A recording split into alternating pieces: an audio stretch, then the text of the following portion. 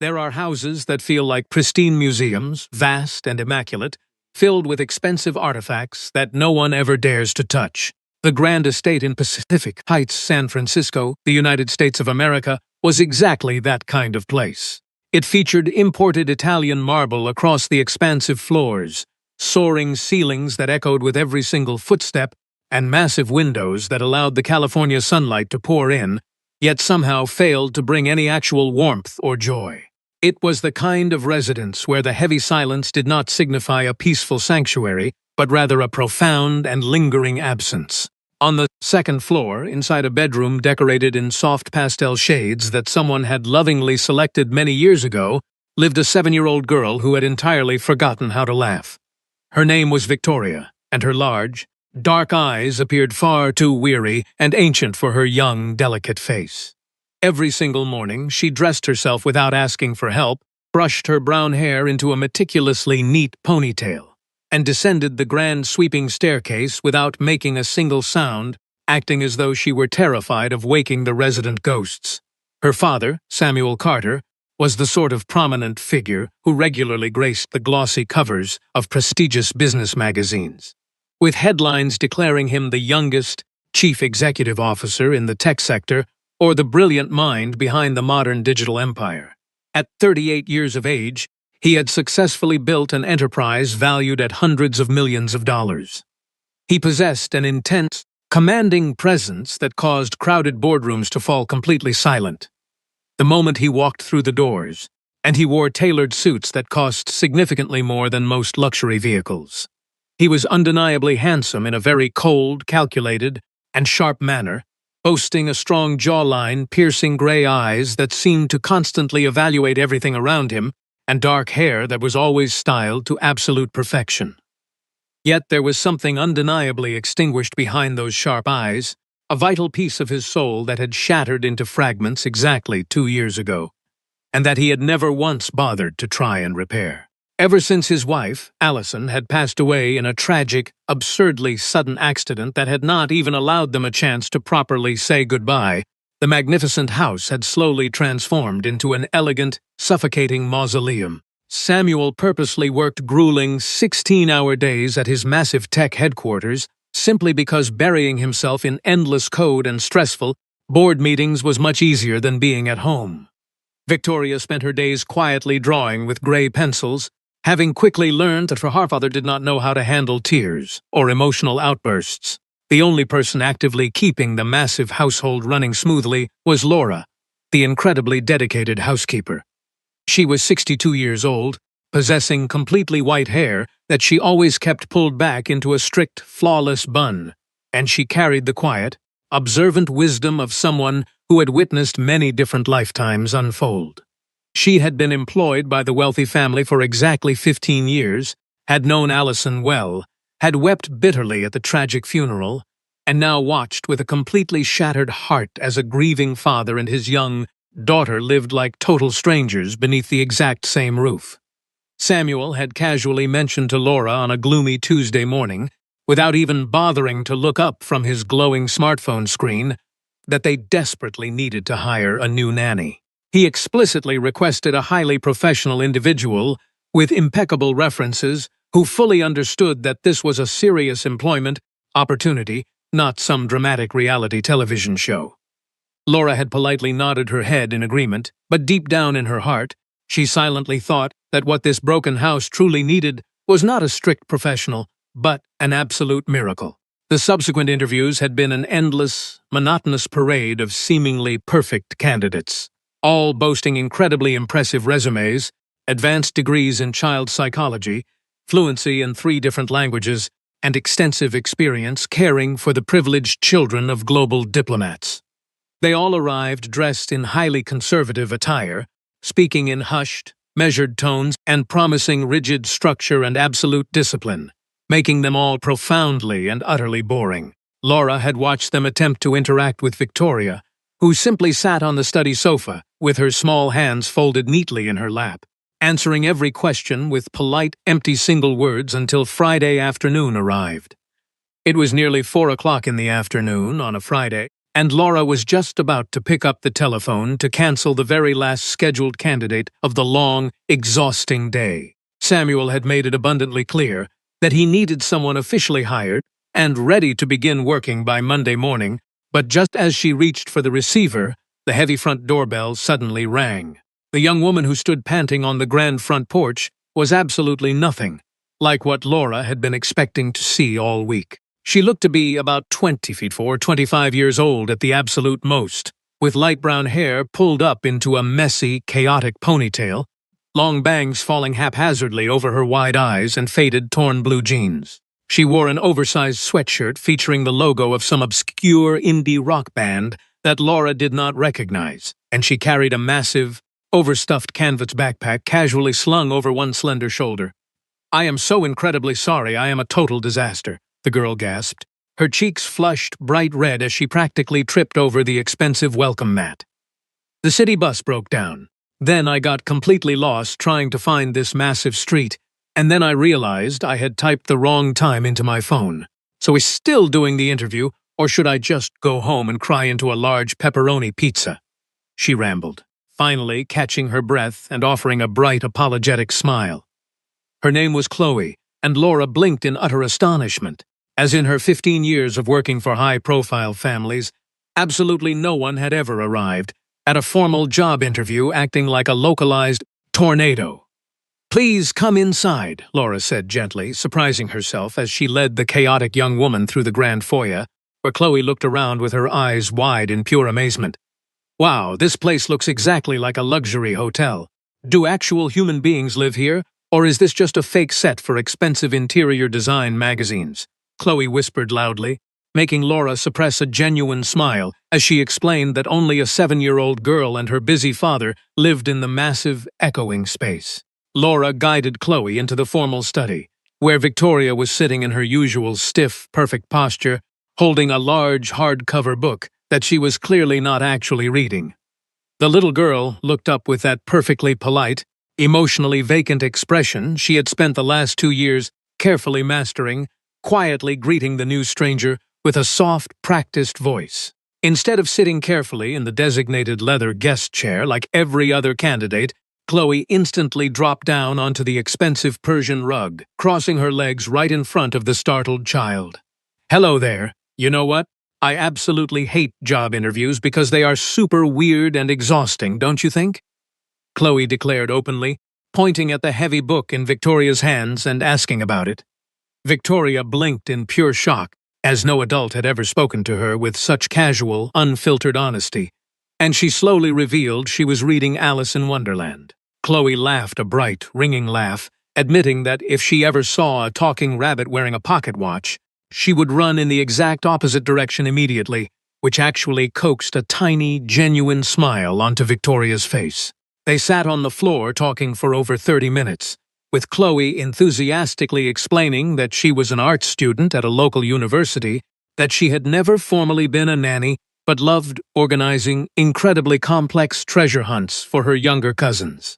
She confessed her ultimate dream was to travel to Florence, Italy, after graduation to see the magnificent Renaissance art in person, prompting Victoria to ask her first genuinely curious question in weeks about why art was so important.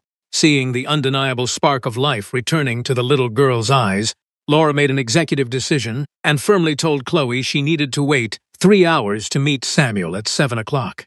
When Samuel finally walked through the grand front doors exactly at 7 o'clock, the very first thing that hit him was a sound he had not heard in years, the loud, unrestrained laughter of his own daughter. He froze in the marble foyer, eventually following the joyful noise into the study, where he was completely bewildered to find a messy, young woman sitting on the floor surrounded by badly folded paper airplanes and brightly colored crayons. Despite her being exactly 40 minutes late and openly admitting she struggled with following strict instructions, the undeniable fact that Victoria bravely spoke up and asked her to stay convinced Samuel to offer Chloe a strict 2-week trial period. Chloe officially began her new job the following Monday, sprinting up the driveway and bursting through the front doors at exactly 3 o'clock in the afternoon, desperately panting to ensure she was not even a single second late. The first few days were a massive adjustment for the entire household, as Chloe was wonderfully loud in a home that had grown far too accustomed to suffocating, heavy silence. She sang off-key pop songs at the top of her lungs while attempting to bake snacks in the gourmet kitchen, used ridiculously exaggerated voices when reading adventure stories, and laughed so boisterously that Laura frequently peeked around the corner just to make sure nothing was actually broken. Slowly, much like a hesitant sun, finally breaking through the thick clouds after a bitterly long and freezing winter, little Victoria began to noticeably change. It started with incredibly small, subtle things, like choosing to wear bright yellow and vibrant red sweaters instead of her usual gloomy grays and dark blues, and eagerly waiting by the tall front windows to see if Chloe was walking up the street yet.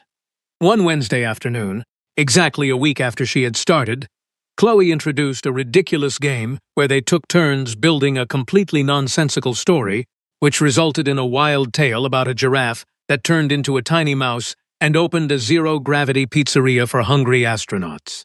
Samuel happened to arrive home completely unannounced, just as Victoria was loudly declaring that the pizza was made out of glowing star cheese, and she was giggling so hard she could barely breathe. He stood silently in the shadowed hallway, just listening to the pure joy radiating from the living room, and when Laura quietly appeared beside him, noting that it had been a very good month, Samuel softly corrected her, calling it a wonderfully loud month. He was starting to notice other profound changes around the estate. The sterile air now frequently smelled of fresh watercolor paints or slightly burned chocolate chip cookies, which Victoria happily devoured anyway. Chloe had also brazenly started leaving her own chaotic mark on the pristine environment in completely unexpected and highly unconventional ways. She had completely reorganized a corner of the expensive, formal study to create a dedicated, messy art station for Victoria, complete with a low wooden table, scattered canvases, and jars full of brightly colored paintbrushes. Even more shocking to Samuel, she had casually used cheap magnets to stick several of Victoria's abstract, highly colorful finger paintings directly onto the stainless steel doors of the professional-grade, ridiculously expensive kitchen refrigerator. When Samuel finally pointed at the appliance and sternly asked why she was treating a luxury, imported refrigerator like a cheap corkboard, Chloe looked at him as if he were the one speaking an alien language. She fiercely defended the action, insisting that children absolutely needed to see that their creative efforts were deeply valued and worthy of being displayed in the very center of the home, not hidden away in some dark, forgotten desk drawer. Samuel found himself completely unable to formulate a logical argument against her passionate reasoning, realizing that her stubborn warmth was slowly melting the icy walls he had built around himself. What truly unnerved Samuel the most, however, was how utterly immune Chloe seemed to be to his standard intimidating corporate coldness. While his highly paid executives and other household staff constantly measured their words and practically apologized for merely existing in his presence, Chloe casually greeted him with a cheerful wave and often told him he worked entirely too much. She boldly suggested that he was missing out on the absolute best parts of his daughter's childhood by hiding at the office, words that would have gotten anyone else instantly fired, but instead kept Samuel awake at night. The very next Monday, Samuel deliberately packed up his leather briefcase and arrived home at 6 o'clock in the evening instead of his usual late hour of 9 o'clock. Chloe looked up in genuine shock from a large floor puzzle she was completing with Victoria, jokingly asking if the brilliant tech genius had somehow managed to get himself fired from his own massive company. He actually stayed in the living room, sitting quietly on the plush sofa, with a glass of expensive whiskey he barely touched, simply watching the two of them interact and listening to Chloe explain how famous artists use their deepest sadness to paint beautiful, honest masterpieces. A few weeks later, Samuel walked into the living room to find Chloe desperately trying to explain the complex rules of anatomical proportions to Victoria by using a bowl of fresh fruit. Spotting him, Chloe immediately demanded that the intimidating CEO stand perfectly still in the center of the rug so they could use his tall frame as a live, drawing model, casually declaring that his head was roughly the size of 9 oranges, or perhaps 10, if they accurately measured his massive ego. As Victoria collapsed into a fit of breathless giggles and Samuel felt a completely unfamiliar, genuine smile pull at his own lips, he suddenly realized with a jolt of pure panic that he was in terrible, irreversible trouble because he was undeniably falling in love with her. December swiftly arrived in San Francisco, bringing a sharp chill to the steep city streets and an abundance of twinkling holiday lights to the wealthy neighborhoods. Samuel had actively begun to completely alter his rigid daily schedule, permanently shifting his late evening international conference calls to the early morning hours, just so he could spend more time at home. His diligent executive assistant had certainly noticed this drastic behavioral change, and had repeatedly tried to set him up on dates with highly successful wealthy women in his elite social circle, but Samuel firmly rejected every single invitation without a second thought. One chilly afternoon during the second week of the month, Samuel walked through the front doors to discover the formal living room completely transformed into a makeshift theatrical stage. Chloe and Victoria had eagerly pushed the heavy designer furniture against the walls and were currently rehearsing a highly inaccurate, incredibly enthusiastic version of the traditional Christmas nativity story, entirely populated by wandering penguins. When Chloe brazenly demanded that the imposing, wealthy tech CEO play the crucial role of the mother penguin, Samuel actually found himself loosening his expensive silk tie and agreeing to the absurd request, completely unable to resist the hopeful look shining in his daughter's eyes. Later that same night, after the chaotic play had ended and Victoria was securely tucked into her warm bed, Samuel stayed downstairs to help Chloe clean up the massive amount of silver glitter they had managed to spill everywhere. In the quiet, warmly lit space, he softly thanked her for bringing his little girl back to life, admitting his own profound feelings of inadequacy and his lingering fear of saying the wrong thing. Chloe looked at him with such profound, gentle understanding, telling him that he was actually a wonderful father, and that it was perfectly acceptable to not always have the absolute, perfect answers to everything. The atmosphere between them suddenly shifted, becoming incredibly charged and undeniably warm as they stood just inches apart on the expensive rug.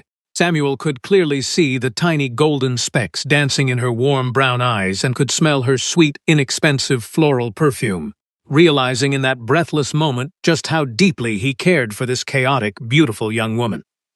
Chloe nervously stepped back, rambling about an upcoming art history exam she needed to study for, and practically fled into the cold night, leaving Samuel completely stranded in a sea of confusing, overwhelming emotions he had sworn never to feel again. During the final week leading up to the busy holiday, Victoria secretly begged Chloe to help her create something incredibly special to give her father for Christmas morning.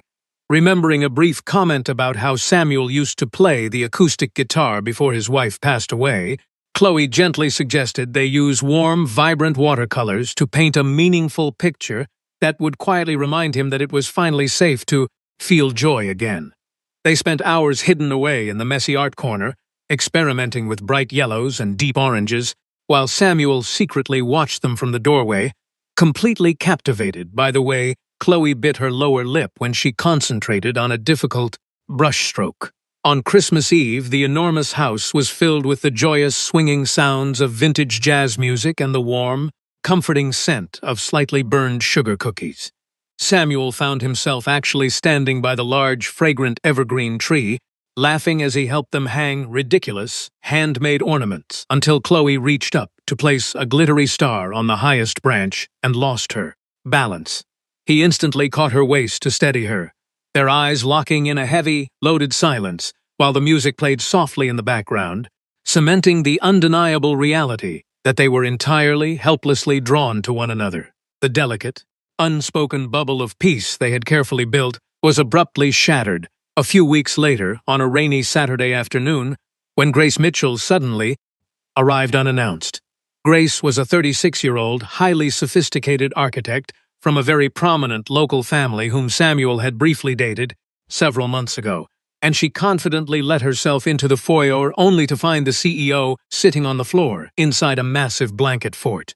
Seeing Samuel laughing with the young, casually dressed Nanny completely infuriated Grace, who immediately pulled him aside to coldly lecture him about the severe inappropriateness of crossing professional boundaries with a temporary employee who would eventually leave them both broken-hearted. Chloe unfortunately overheard the cruel, stinging words from the hallway and immediately withdrew into herself, her bright, infectious energy dimming as she quietly packed up her backpack to leave. Grace departed shortly after, looking smug and satisfied, leaving a heavy, suffocating tension hanging in the once joyful living room. As Chloe quietly walked toward the heavy oak front door, refusing to meet his eyes and calling herself just temporary hired help, Samuel felt a sudden, desperate surge of panic, realizing he absolutely could not let her walk out into the rain believing that was true. Samuel caught up to Chloe in the grand, dimly lit foyer, his heart hammering against his ribs, as he gently but firmly grabbed her arm to stop her from opening the heavy door. He looked directly into her tear-filled, hesitant eyes and confessed that she was absolutely not just the temporary help, and that the massive, expensive house felt entirely empty and devoid of any real life whenever she was not there. Chloe let out a shaky, breathless laugh, admitting that she had been trying incredibly hard for months to maintain a strict, professional distance, but it was absolutely impossible not to fall for him and the beautiful family they had created. Standing there amidst the quiet shadows of the sprawling estate, they openly acknowledged the terrifying, complicated reality of their mutual, deep affection. They both agreed that Victoria's fragile heart had to be protected at all absolute costs, deciding they needed to take their new romantic relationship incredibly slowly, without any massive expectations or sudden, jarring changes to their daily routines. Chloe wiped away a stray tear and offered a bright, watery smile, joking that they would take things so painstakingly slow, they would practically be moving backward in time, which finally made Samuel laugh with a deep, genuine relief. As the cold winter slowly faded into a bright, blooming spring, their secret, quiet relationship blossomed in the stolen, quiet moments after Victoria had safely fallen asleep upstairs. They spent countless late evenings sitting together on the outdoor terrace, wrapped in thick blankets, sharing glasses of rich red wine, while talking for hours about their deepest fears, hidden hopes, and Chloe's lingering, lifelong dream to travel to Europe. Samuel completely stopped attending high society evening galas, finding absolutely no joy in fake corporate conversations when he could be sitting on his own living room floor, losing a competitive board game to the woman he deeply loved. In late April, Chloe introduced a brilliant new element of chaos into their lives by inviting her eccentric university roommate and best friend, Maya, over to help organize a massive, intricate indoor treasure hunt. Maya was a loud, fiercely loyal 25-year-old theater major who immediately bonded with Victoria, treating the little girl like a brilliant detective as they searched for hidden clues behind the expensive artwork. Seeing Chloe laugh uncontrollably with her best friend in the middle of the grand formal dining room made Samuel realize just how fundamentally this young woman had transformed his previously sterile, isolating existence into something deeply vibrant. Victoria, possessing the incredible, unfiltered intuition that only young children seem to have, casually looked up from her cereal bowl one bright Tuesday morning and flatly asked if they were officially a couple now. When a flustered Chloe gently confirmed the truth, Victoria simply smiled a bright, triumphant smile, declaring that she had already known for months. Because her father always looked at Chloe the exact same way, princes looked at princesses in her favorite animated movies. The total lack of drama and absolute acceptance from the little girl lifted a massive, invisible weight from both of their shoulders, allowing them to finally stop hiding their affection within the walls of the house. Encouraged by this wonderful milestone, Samuel decided it was finally time to formally introduce Chloe to his extended family during a large Sunday dinner in early May. He purposely invited his quirky, highly opinionated Aunt Abigail, a wealthy 70-year-old woman who usually intimidated absolutely everyone she met with her sharp, biting comments and zero-tolerance policy for nonsense. To Samuel's utter delight, Abigail was instantly charmed by Chloe's blunt honesty and messy bun, happily declaring over dessert that Samuel had finally managed to do something intelligent by finding a woman who did not care about his massive bank account. Later that same month, they threw an enormous, chaotic birthday party for Victoria right in the expansive backyard, inviting dozens of noisy classmates, eager parents, and close family members. The sprawling lawn was covered in brightly colored balloons, sticky spilled juice, and the glorious, deafening sound of a dozen children running wildly through the expensive landscaping. When it was finally time to cut the massive chocolate cake, Victoria squeezed her eyes shut and blew out the candles, whispering loudly enough for Chloe to hear that she wished they could formally be a family, forever. By the time June rolled around, Chloe was incredibly exhausted but profoundly proud, having successfully finished her absolute final semester of university with top academic honors.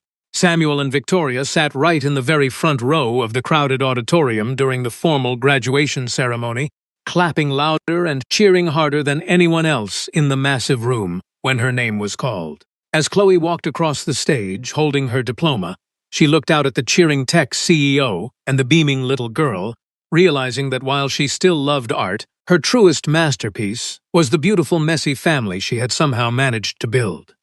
In early September, Samuel casually handed Chloe a small, thick envelope while they were sitting on the terrace, revealing 2 incredibly expensive first-class plane tickets to Florence, Italy. He explained with a soft, loving smile that he wanted to take both her and Victoria on a magnificent 3-week vacation so she could finally see the incredible Renaissance masterpieces she had spent her entire academic career intensely studying. Chloe completely broke down in happy, overwhelmed tears, absolutely astounded that this busy, important man had secretly cleared his massive corporate schedule just to make her biggest, wildest lifelong dream come true. When they finally arrived in Italy, the ancient golden city of Florence warmly welcomed them with its narrow cobblestone streets, warm autumn breezes, and the rich, intoxicating scent of fresh espresso and roasting garlic. Chloe walked through the historic plazas in an absolute daze of pure wonder, happily buying massive cones of melting gelato for Victoria and explaining the rich, complex history behind every single stone monument they passed. Samuel walked slightly behind them, his heart incredibly full as he watched the 2 most important people in his entire world laughing together beneath the beautiful, historic European sky. On their 4th day in the city, they slowly made their way through the magnificent, sprawling halls of the Uffizi Gallery, entirely surrounded by centuries of priceless, breathtaking artwork. Chloe finally stopped dead in her tracks directly in front of the Birth of Venus, tears silently streaming down her flushed cheeks, as she whispered about how the delicate light and vibrant colors were absolutely perfect in person. Gently reached into his tailored jacket pocket, his fingers brushing against the small velvet box he had been nervously carrying around since they had boarded the long flight in California.